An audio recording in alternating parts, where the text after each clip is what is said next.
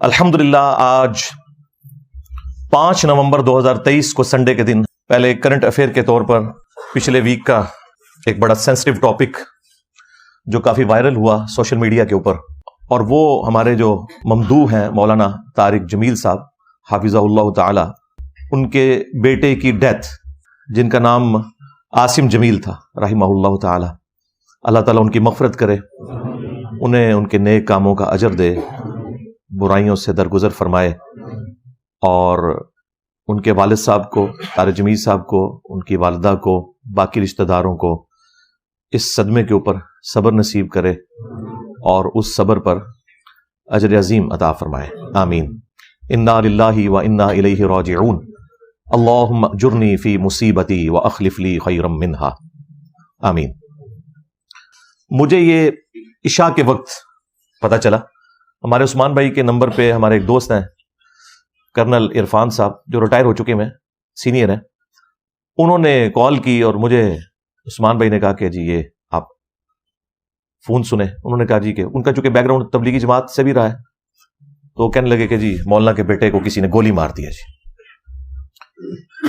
میں نے ظاہر ہے انا للہ و انا الیہ راجعون یہی صحیح مسلم والی دعا پڑھی، اور پھر بعد میں جب سوشل میڈیا پہ اس کی ڈیٹیلز کو میں نے سرچ کیا تو ہر شخص اپنا ہی ورژن دے رہا تھا۔ کوئی کہہ رہا تھا کہ یہ دہشت گردوں نے حملہ کیا ہے، کسی نے کہا کہ انہوں نے اپنے حالات سے تنگ آ کر خودکشی کر لی ہے، کسی نے کہا کہ حادثاتی موت ہے۔ خیر، صبح کے وقت جو مولانا طارق جمیل صاحب کے بڑے بیٹے ہیں یوسف جمیل حافظہ اللہ تعالی، انہوں نے ایک ویڈیو کلپ اپنا جاری کیا، وہ پھر مین میڈیا کے اوپر بھی مختلف ٹی وی چینلز نے دکھایا۔ اس میں انہوں نے کہا کہ میرے جو چھوٹے بھائی ہیں انہوں نے خودکشی کی ہے کیونکہ ان کا ذہنی توازن کا ایشو تھا، وہ دوسرے والا ایشو نہیں، ڈپریشن والا ایشو، یعنی یہ پاگل تو نہیں تھے لیکن ڈپریشن کے مریض تھے، اور وہ بتا رہے تھے کہ پچھلے کافی عرصے سے انہیں ہم الیکٹرک شاکس بھی دے رہے تھے، تو وہ اسی تکلیف کے اندر انہوں نے اپنے آپ کو گولی مار کے خودکشی کر لی ہے۔ چیپٹر کلوز ہو گیا، میڈیا نے بھی بتا دیا۔ پھر ایک دن کے بعد طارق جمیل صاحب کے جو چھوٹے بھائی ہیں ڈاکٹر ہیں، یعنی اس بچے کے چچا، ان کا اردو پوائنٹ کے اوپر انٹرویو آیا اور انہوں نے ایک اور بات کر دی۔ انہوں نے کہا کہ نہیں، اس نے خودکشی نہیں کی ہے بلکہ یہ حادثاتی موت ہے، وہ پسٹل سے کھیل رہا تھا اور اسی دوران چیمبر میں گولی موجود تھی جو چل گئی اور اس کی وجہ سے وہ شہید ہو گیا۔ میں بھی ویسے سوچ رہا تھا کہ آج تک خودکشی کے جتنے بھی واقعات رپورٹ ہوئے ہیں اس میں ہمیشہ جو بھی خودکشی کرتا ہے نا پسٹل کے ذریعے، وہ کن پٹی پہ رکھ کے کرتا ہے، کیونکہ اس بندے نے انشور کرنا ہوتا ہے کہ میں اب زندگی سے جان چھڑاؤں۔ میں نے اس طرح کا کوئی کیس اپنی زندگی میں نہیں دیکھا کہ کوئی شخص جو ہے وہ سینے میں گولی مار کے خودکشی کرے، کیونکہ اس میں چانس ہوتے ہیں کہ بندہ بچ سکتا ہے۔ تو یہ ایک چیز مجھے یعنی ایک تنگ کر رہی تھی، تو مجھے لگا کہ ان کے چچا صحیح بات کر رہے ہیں کہ یہ حادثاتی طور پہ سارا مسئلہ ہوا ہے، لیکن دوسری طرف اس کے اپنے بڑے بھائی نے سٹیٹمنٹ دی اور ویڈیو میں آ کے کہ یہ خودکشی کی ہے، تو اس کی وجہ سے پھر آپ کو پتا ہے سوشل میڈیا کے اوپر ایک طوفان بدتمیزی برپا ہو گیا۔ ہر شخص نے اپنی سوچ کے مطابق حصہ ڈالا اس میں۔ میں نے مولانا طارق جمیل صاحب کو کال تو نہیں کی، اس وقت مجھے پتا تھا کہ وہ غم کی کیفیت میں ہے، اور ظاہر ہے کہ جب آپ اس طرح کی سچویشن میں ہوتے ہیں اور رشتہ داروں کو اٹینڈ کر رہے ہوتے ہیں، پھر خود بھی تکلیف میں ہوتے ہیں، تو خام خواہ کسی کو فون پہ تنگ کرنا یہ بالکل ایک غیر اخلاقی حرکت ہے۔ اپنے طور پہ تو میں نے اپنے بھائیوں کے ساتھ مل کے اس کے لیے دعائیں مغفرت کر دی، بلکہ ان کی ویڈیو کے نیچے بھی جا کے میں نے کامنٹس کیے اسی وقت۔ وہ کامنٹس آپ کو ٹاپ پہ نظر آ جائیں گے کیونکہ ان کامنٹس کو کافی لوگوں نے لائک کیا ہوا تھا، تو وہ آٹومیٹکلی ٹاپ پہ نظر آتے ہیں۔ 2 یا 3 دن کے بعد پھر میں نے مولانا طارق جمیل صاحب کو عشاء کی نماز کے بعد کال کی، لیکن انہوں نے کال نہیں اٹھائی۔ میری عادت ہے کہ جب میں کسی کو کال کروں تو بس ایک ہی کال کرتا ہوں، اگر وہ اٹھا لے تو ٹھیک، نہیں تو اس کی مرضی، عین ممکن ہے کہ بندہ مصروف ہو، وہ خود پھر کال کر لیتا ہے جو بھی جس کے ساتھ واسطہ پڑتا ہے۔ خیر، تقریباً 1 گھنٹے کے بعد مجھے طارق جمیل صاحب کی کال آئی، تو میں نے ان سے پھر تعزیت کی، انا للہ و انا الیہ راجعون، اللہم اجرنی فی مصیبتی واخلف لی خیرا منہا، یہ دعا پڑھی اور جو بھی ایک روایتی انداز میں ہوتا ہے سارا معاملہ کیا۔ اور میں نے مولانا سے 3 سوال کیے، میں نے کہا کہ یہ مختلف ورژن آ رہے ہیں، مجھے آپ 3 باتوں کے جواب دیں۔ پہلی بات یہ بتائیں کہ یہ آپ کے بیٹے نے خودکشی کی ہے یا حادثاتی موت ہے؟ تو انہوں نے کہا یہ خودکشی والی بات بالکل جھوٹ ہے اور یہ مجھے تکلیف دے رہے ہیں، یہ حادثاتی موت تھی. اور بعد میں ان کی ویڈیو بھی آ گئی جس میں انہوں نے کہا کہ مجھے تکلیف نہ دیں، وہ جو قرآن خوانی کے موقع کے اوپر ان کی ویڈیو آئی. تو پھر میں نے دوسری بات کی جو جینون تھی، میں نے کہا اگر یہی بات ہے تو آپ کے تو اپنے بیٹے نے ویڈیو جاری کر دی تھی اسی رات، تو وہ اس نے ویڈیو کیوں جاری کی تھی اگر اسے اس بات کا نہیں پتا تھا؟ تو کہنے لگے وہ یوسف تو یہاں پہ ہے بھی نہیں تھا، وہ دوسرے سٹی میں گیا ہوا تھا. چونکہ وہ ایک پینک پھیل گیا تو اس سے جو انیشل رپورٹ ملی اس نے اس کے مطابق فوراً ویڈیو بنا دی. تو وہ ویڈیو اس کی غلطی ہے، ویڈیو بنانا اس کو فوراً بنانی پڑی، اس میں مس ہینڈلنگ ہوگی، کیونکہ واقع پہ تو نہ وہ موجود تھا نہ میں موجود تھا، وہ تو اس کا ایک کزن ہی تھا عارفین، جو ان کے چچا کا بیٹا ہے، طارق جمیل صاحب کے چھوٹے بھائی کا بیٹا جو ڈاکٹر ہے. تو وہ پاس موجود تھا اور ایگزیکٹلی اس وقت وہ پاس موجود تھا، اس کی طرف دیکھ نہیں رہا تھا لیکن اسی پریمیسز میں موجود تھا. اس نے بعد میں اردو پوائنٹ کے اوپر اپنا انٹرویو بھی ریکارڈ کروایا. تو کہتے ہیں کہ یہ بات جو ہے نا وہ اس سے مس ہینڈلنگ ہوئی ہے. پھر میں نے تیسری بات ان سے یہ پوچھی کہ اگر آپ کو یہ پتا تھا کہ وہ ڈپریشن کا مریض ہے اور یہ سب کچھ ہے اور آپ کے سارے قریبی لوگوں کو پتا ہے، تو اس چیز کا تو کوئی تک نہیں بنتا کہ اگر اس نے پسٹل مانگی ہے تو وہ آپ کا گارڈ یا جو بھی تھا وہ اسے پسٹل پکڑا دیتا، جبکہ پتا ہے کہ وہ اس طرح کی کوئی ایکٹیویٹی کر بھی سکتا ہے. کہتے ہیں آپ کی بات بالکل ٹھیک ہے، لیکن یہ کوئی پہلی دفعہ نہیں ہوا، اس سے پہلے بھی وہ خالی پسٹل اسے دیتے ہیں تو وہ کھیلتا رہتا ہے. چونکہ سارے اس کو ذرا ایک اسپیشل پروٹوکول، اسپیشل چائلڈ ہونے کی وجہ سے کرتے تھے. ویسے تو عمر اس کی آلموسٹ کوئی 36-37 کے قریب تھی، لیکن وہ بچپن سے ہی ایک خاص ذہنی مرض میں مبتلا تھا. لکھنا پڑھنا اس نے نہیں سیکھا، لیکن پاگل نہیں تھا، جس کو ہم کہتے ہیں نا پاگل، وہ نہیں تھا، ایک ڈپریشن کا مریض. آپ سمجھ لیں کہ یعنی ایک درمیان کی کنڈیشن میں. تو کہتے ہیں وہ پہلے بھی اس طرح کرتا تھا، بس وہ چیمبر میں گولی پھنسی رہے گی تو وہ چل گئی. تو میں نے کہا مجھے بھی یہی لگتا ہے. اس کی وجہ یہ ہے کہ اگر اس نے یہ خودکشی کی ہوتی نا تو وہ کن پٹی میں رکھ کے خودکشی کرتا. پھر وہ اتنے ہی اس نے زندگی کے سال اس ڈپریشن میں گزارے ہیں، ابھی آ کے اس نے خودکشی کو کرنی تھی، اسلحہ تو اس کے پاس پہلے بھی اویلیبل تھا. تو مجھے یہ بات یعنی ٹھیک لگی. اس کے باوجود اگر کوئی سمجھتا ہے کہ انہوں نے پردہ ڈالا ہے تو وہ اس کے اپنے ذہن کا ایشو ہے. میرے خیال ہے ہمیں گھر والوں کی بات کے اوپر رائے کرتے ہوئے اس چیپٹر کو کلوز کر دینا چاہیے. یہ بڑی سخت زیادتی والی بات ہے کہ ایک گھر میں پہلے ڈیتھ ہوئی بھی ہے اور پھر ہر کوئی اس میں تب آزمائی کر رہا ہے. اس میں سے نکلنا کیا ہے؟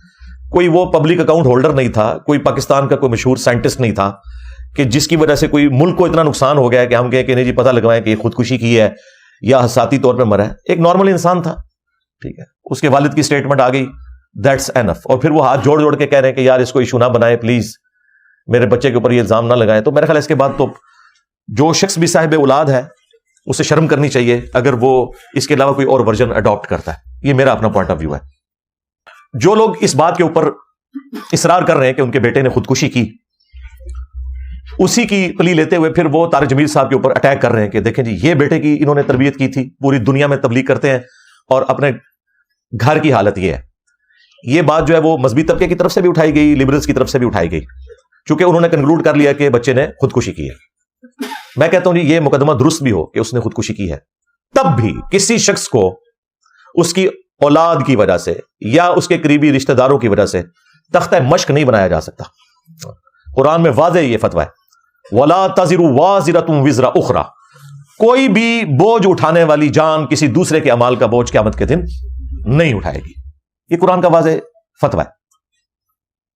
اگر اس قانون کو مان لیا جائے کہ کسی شخص کے برے اعمال کا ذمہ دار اس کا والد ہے، تو اللہ تعالیٰ نے سورہ ہود کے اندر سیدنا نوح علی نبینا وعلیہ الصلوۃ والسلام کے بیٹے کا ذکر کیا کہ وہ تو حالت کفر میں مرا.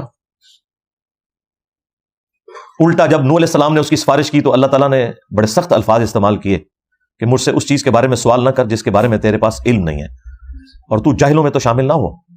تجھے تو پتا ہے کہ وہ تیری اولاد ضرور تھا، بیگوٹن سان تھا، لیکن اس کے اعمال وہ نہیں تھے، کفر کی حالت میں مرا. تو نوح علیہ السلام کو کوئی بلیم نہیں کر سکتا کہ ان کا بیٹا کفر کی حالت میں مرا تو اب وہ مجرم ہے. اسی طریقے سے سورہ التحریم میں آیا کہ سیدنا نوح علیہ السلام اور سیدنا لوط علیہ السلام ان دونوں کی بیویاں وہ کافرہ مری، اور اللہ تعالیٰ فرماتا ہے کہ وہ ہمارے نیک بندے بھی اللہ کے مقابلے پہ ان کے کچھ کام نہیں آئیں گے کیونکہ وہ کفر کی حالت میں مری ہیں. تو کیا اب حضرت نوح یا حضرت لوط علیہ السلام کو بلیم دیا جا سکتا ہے کہ آپ کے عقد میں رہنے والی عورت کفر کی حالت میں کیوں مر گئی ہے؟ تو یہ بالکل نان سینس اپروچ ہے کہ کسی شخص کی برائی کا وبال اس کے والد کے اوپر ڈال دیا جائے. ہاں اللہ نے یہ جج کرنا ہے کہ تربیت کیا کی تھی، وہ اللہ کو پتا ہے، لیکن ونس کوئی کام کر لیتا ہے نا تو اس کو آپ کسی کی تربیت کے ساتھ جوڑنے کا کوئی رائٹ نہیں رکھتے. یہ اللہ کا اور بندے کا معاملہ ہے. تو یہ بالکل غلط اپروچ ہے جو لوگوں نے اڈاپٹ کی. اس طریقے سے اگر آپ کرولریز بنانا شروع کریں تو اس کا کوئی اینڈ نہیں ہوگا. لہٰذا علمی پوائنٹ نمبر 1 میں ہم اس چیز کو سختی سے کنڈیم کرتے ہیں کہ کسی بھی شخص کی برائی کا وبال اس کے والد کے اوپر یا والدہ کے اوپر ڈال دیا جائے. ہر شخص اپنے اعمال کا جواب دے قیامت والے دن خود ہے. اسی طریقے سے آپ دیکھیں قاتلین حسین کا جو سرغنہ تھا وہ سعد ابن ابی وقاص رضی اللہ تعالیٰ عنہ، فاتح قادسیہ جنہوں نے پرشین امپائر کو گرایا سیدنا عمر کے دور میں رضی اللہ تعالیٰ عنہ، ان کا بیٹا تھا عمر ابن سعد.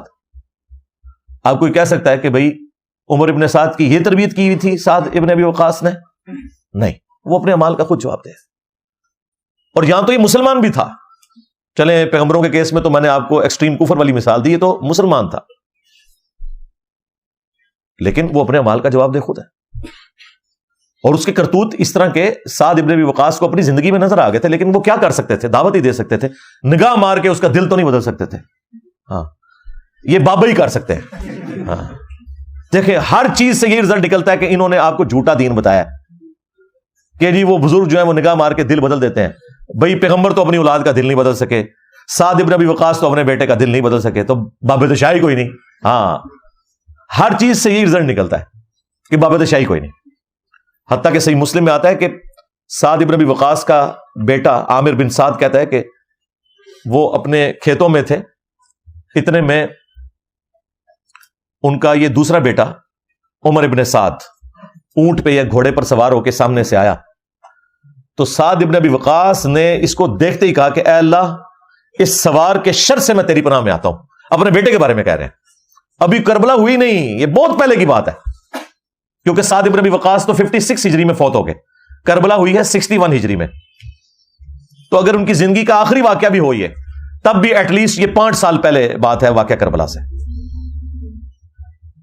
اور وہ جیسے ہی سواری سے اترا وہ کہتا ہے ابا جان دیکھیں لوگ تو خلافت کے معاملے میں تگودو کر رہے ہیں اور آپ ادھر اپنے کھیتوں میں مصروف ہیں، آئے آپ بھی کوئی حکومت کا عہدہ حاصل کرنے کی کوشش کریں. تو حضرت سعد ابن ابی وقاص کو غصہ آتا ہے، وہ اس کے سینے کے اوپر گھونسا مارتے ہیں اور وہ کہتے ہیں کہ اللہ تعالیٰ کو وہ شخص پسند ہے جو متقی ہو، دنیا سے زہد رکھنے والا ہو اور گوشہ نشینی کی زندگی گزار دے. وہ اللہ تعالیٰ کو زیادہ محبوب ہے بجائے ایسے شخص کے کہ جو حکومتی عہدہ سنبھالے. یہ گوشہ نشینی سے مراد وہ جنگلوں کے پتے کھانا نہیں ہے. ہاں آپ کو کہتے ہیں عبد القادر جیلانی جو 40 سال تک جنگلوں کے پتے کھاتے رہے.